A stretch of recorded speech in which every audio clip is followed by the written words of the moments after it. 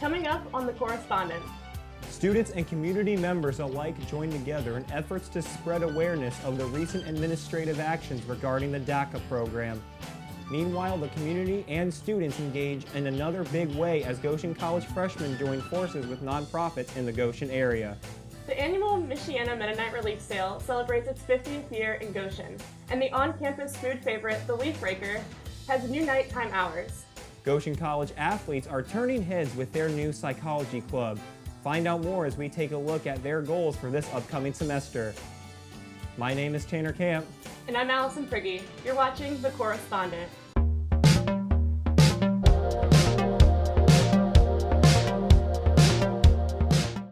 Recent changes to the Deferred Action for Childhood Arrivals, also known as the DACA program, have struck a chord at Goshen College and within the greater Goshen community. Rallies, information sessions, and more have been hosted in the area in attempts to educate the community and student body of the administrative decision. One Goshen College student shares the direct impact DACA has had on her education, life, and here in the States.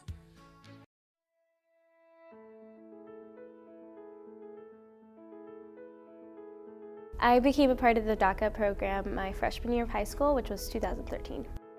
DACA stands for Deferred Action for Childhood Arrivals, for kids that were brought here illegally without their knowledge, maybe by family members or just parents in general. DACA allows immigrants to work here legally, to go to school, to get a driver's license, and if DACA is canceled, I would have to stop working. I would most likely have to drop out of school. It would just add a lot of stress and uncertainty to my life in general.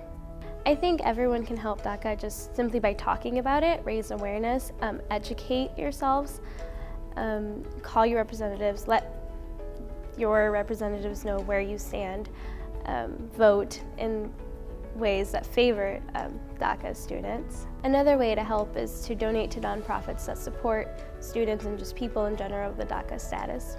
Goshen College can help simply by talking about the issue, supporting students in any way that they can, raising awareness just amongst faculty and student body to have a supportive campus.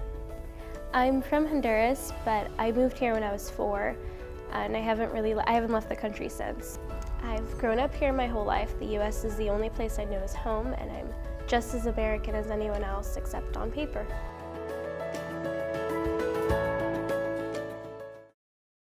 To learn more about DACA and how to extend a hand to your undocumented friends and neighbors, you can contact the National Immigrant Justice Center, or NIJC. The local NIJC office can be reached at 312-660-1370. Again, that number is 312-660-1370. Goshen College freshmen participating in identity, culture, and community classes took part in service projects throughout the Goshen area. Each class took a field day to various nonprofits in the county, bringing action to the college's core value, culture for service. I'm Keith Graber-Beller. I teach in Bible, Religion, and Philosophy and also the co-teacher of ICC's Section 2. And on Community Engagement Day, we did the River Restoration Project, working alongside the Elkhart River Restoration Project folks. Hi, so I'm David Aguilar, and I'm a student in Goshen College, and I participated in the Goshen event that we went to, the river restoration. Part of what we want to do as an institution that focuses on service to the world is give them access to local community service that they might do from the beginning when they're first-year students at Goshen College, with the hope that they might go back to that same organization or to another organization to volunteer to do other work down the road. So we can see immediately the ways in which our work has contributed to the community. I hope that our students then say, I kind of like this and I enjoy this. I want to do it some more while I'm in college, and then develop a kind of habit or practice of service, which is really the goal of having a service day. It helps students realize the foundational needs to help the community and be well-rounded people. You're not going to spend all your life in college, so you should help the community. We're working at identity and culture and community, and I think all three of those aspects of this Frosh course are met to some degree in working with Service Day. And one of the things that we usually find on doing Service Day together as ICC classes is we're still learning to know each other, and this is a way of having a little more intimate conversation being put together, forced together for the bulk of a day, and doing some tasks together. And a lot of times relationships are deepened significantly through this kind of relationship that forms over the course of the day. So probably one of the best benefits for students is simply having time to relax and to contribute alongside their peers, and then developing deeper relationships with them. So it helps like bring the whole class together because you guys are all working on one single project that helps out the community in the long run. Speaking for myself, like I feel like doing that made me feel good about myself. Like I wasn't being like, I didn't do it just for a self-gain, I did it for the community. Like it doesn't help me, but it helps everyone else. And people could find a way to like keep doing that over and over again for the next couple years, like for the rest of their life, just helping others instead of just themselves.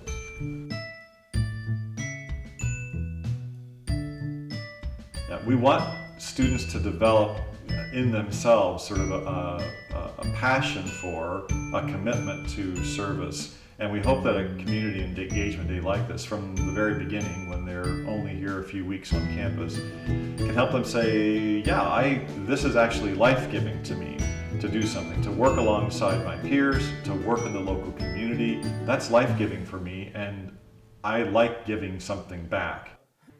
I remember my Service Day experience. We also went to the Elkhart County River and picked up trash along the way. And there really is no better way to get connected with the Goshen community. The Michiana Mennonite Relief Sale is celebrating its 50th anniversary here in Goshen. The sale raises funds annually to support the relief efforts of the Mennonite Central Committee, providing worldwide aid. I'm the Executive Director of MCC Great Lakes, so we are the regional office based in Goshen for MCC. And the role of our office is twofold. One is to connect with our supporters. Also, we actually administer some programs in our region. I've worked with MCC for about 22 years. I've been working in the Great Lakes office for 11 years, and all 11 years I've been involved with this relief sale. It's one of 40-some relief sales that happen around North America in the US and Canada. The history of the relief sales in general is that Anabaptists started coming together because they wanted to support the ministries, and this was an event that they put together every year to do it, and so it's been replicated all over. This sale is a community event. It's organized locally by the community members, and then the proceeds for the event go towards the work of MCC, which is relief, development, and peacemaking work. It's a chance to have fun, it's a chance to volunteer, and it's a chance to really work hard to support something meaningful and that aligns with our values as Anabaptists and as Christians. Here at the sale, there's lots of different things that happen. You can imagine there's people that make quilts, there's people that make food. Everybody that's working here is a volunteer. It's exciting to see a 50-year anniversary, you know, a sale that can last for 50 years and continue to support this work. The volunteerism is incredible. I mean, the fact that people are willing to give so much time to make this happen, it's just phenomenal. They really have the people we're serving in mind around the world.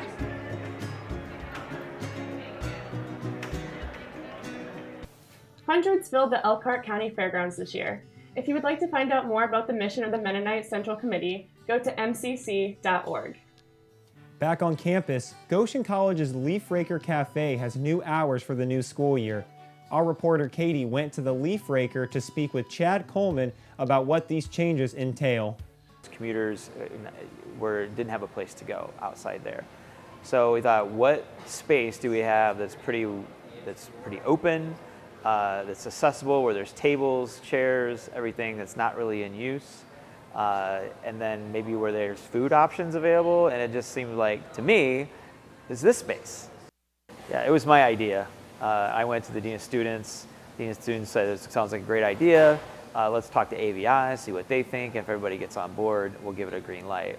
And then talking to Jeremy Corson, he was like instantly like, yes, absolutely. So then it was just about coordinating it with campus safety officers, which I'm direct, so that was easy.